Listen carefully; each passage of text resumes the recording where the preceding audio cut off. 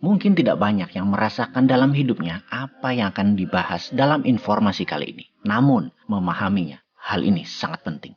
Kunci untuk hidup ringan dan kunci untuk hidup bahagia. Dalam sebuah hubungan, terutama hubungan dengan pasangan. Kalau dalam setiap argumen atau dialog berefek, Anda merasa bersalah, Anda jadi takut, atau Anda jadi bingung. Gak tahu mana yang benar, mana yang salah. Anda kena gaslighting. Sekali lagi kita gunakan frasa yang lain. Kalau Anda sering minta maaf pada pasangan Anda, sering disalahin atau dimarahin, dan setelah dimarahin Anda jadi merasa bersalah, takut, bahkan bingung. Karena Anda merasa tidak bersalah, tapi kok disalahkan dan Anda hanya bisa diam. Bahkan di kepala Anda, di hati Anda, akhirnya memilih, ya udah, saya salah. Anda meminta maaf dan dalam relasi jangka panjang, Anda yang tersering minta maaf. Bahkan pasangan Anda tidak pernah minta maaf. Anda kena gaslighting. Gaslighting adalah kata yang di tahun 2022 ini menjadi kata yang paling banyak dicari di dalam kamus Webster, di mana meningkat kata-kata tersebut pencariannya 1.700%. Pencarian kata tersebut juga di internet. Gaslighting is the word of year 2020. Gaslighting sebenarnya hanya istilah baru yang lebih mengkonotasikan bahwa diri seseorang sedang dimanipulasi. Yang memanipulasi biasanya ada agenda, dan kebanyakan adalah agenda psikologis. Dirinya memiliki perasaan insecure yang besar.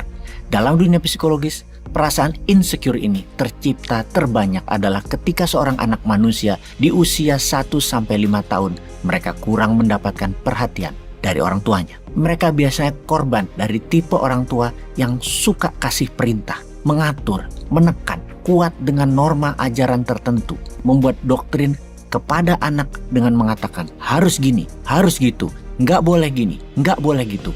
Bahkan banyak nggak bolehnya, ketat dengan aturan, lupa memberikan vibrasi damai, lupa memberikan vibrasi tenang, vibrasi kasih. Namun malah banyak memberikan kritikan, banyak tekanan salah benar, membuat anak dari kecil bingung dan tidak kenal kasih sayang. Kasih sayang salah satu bentuknya ketika anak di bawah 5 tahunan adalah tidak pernah dimarahin, namun diganti pelajaran dengan contoh tanpa getaran marah dari orang tua. Untuk anak di bawah 12 tahun, apa yang dilakukannya tidak ada kata salah. Yang ada hanya hati-hati, ini bahaya, ini bisa membuat kamu celaka, ini contohnya.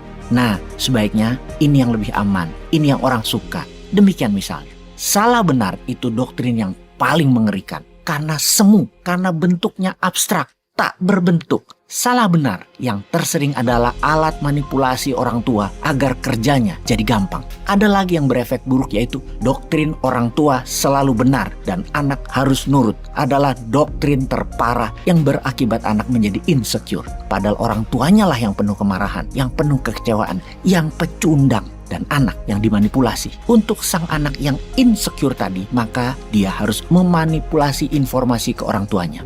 Berbohong atau mengemas kebenaran, bahasa lainnya, tidak memberikan informasi yang benar kepada orang tuanya, merupakan defense mechanism dirinya agar tidak disalahkan terus. Yaitu mengatakan kepada penekan orang tuanya tentunya, kalau anak ini berada di usia 15 tahun ke bawah, dia sedikit berbohong, dia memanipulasi data. Bahwa semuanya terlihat oke, baik-baik saja. Padahal untuk hal ini dia menyimpan kebohongan kepada dirinya. Kenyataan dirinya sedang tidak oke. Dirinya perlu pelukan orang tua, perlu sapaan manja orang tua. Dan dengan memberikan data sesuai dengan orang tuanya mau, dia jadi tidak dimarahin, dia jadi tidak disalahin. Namun usaha mengemas informasi tadi tetap tidak mendapatkan perhatian orang tuanya, sehingga sampai dewasa dia mencari perhatian. Maka ketika dewasa, pasangannya adalah korban dirinya.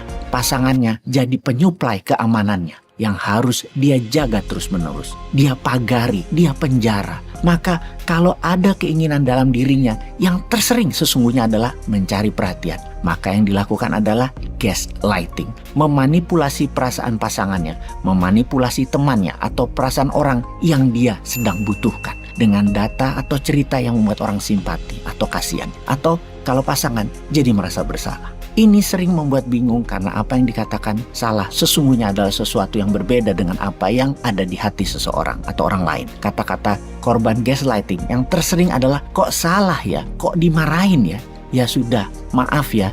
Mengatakan kata maaf sambil pikirannya bingung karena kayaknya tidak salah. Korban gaslighting kalau didiamkan Anda bisa jadi gila lama-lama. Nggak normal Anda. Anda tidak kenal apa itu yang namanya bahagia. Yang Anda kenal hanyalah Anda jadi pelayan kebahagiaan sang manipulator yang insecure. Seek help, carilah pertolongan, carilah tempat terapi, carilah obat kejiwaan. Anda layak bahagia. Lelah hidup dengan orang insecure, capek dan bikin bingung.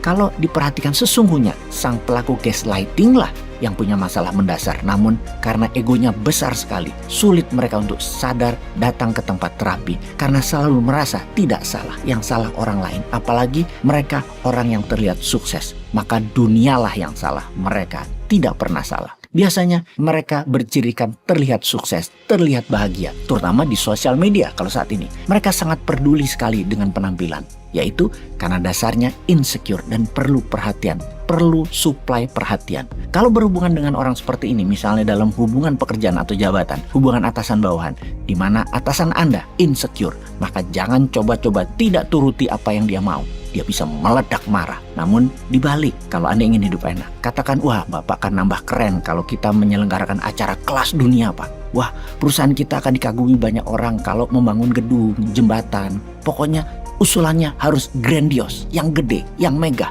yang membuat wow, dan selalu dipuji-puji dia. Hal itu yang dia senangi. Mereka, orang yang punya masalah insecurity ini, perlu kasih sayang. Jangan coba-coba mengkritik mereka. Mereka pendam, kuat simpan marah. Marah mereka bisa selamanya, bisa panjang. Dan mereka akan balas di suatu hari nanti. Kata ikhlas, kata berserah diri, kata maaf hampir tidak pernah ada keluar dari mulut mereka. Inward looking, melihat ke dalam, mereka tidak bisa. Yang mereka ukur semua di luar. Aslinya mereka ini tidak bisa menerima kenyataan. Mereka yang insecure ini tidak bisa menerima kebenaran. Mereka sangat peduli dengan apa kata orang. Hidupnya gelisah. Dan berdampingan dengan mereka, kita ketularan gelisah. Penting untuk membuat orang kagum pada dirinya. Karyanya selalu bentuknya pamer dan perhatian yang berpusat ke dirinya. Dunia harus berpusat pada dirinya. Harus melihat dirinya ada dan dirinya penting. Oke sahabat semua. Semoga sahabat kali ini mengerti sanepo informasi ini. Semua ini untuk membuat negeri tercinta ini lebih baik ke depannya. Juga ini merupakan peringatan langsung bagi Anda korban gaslighting. Happy New Year 2023.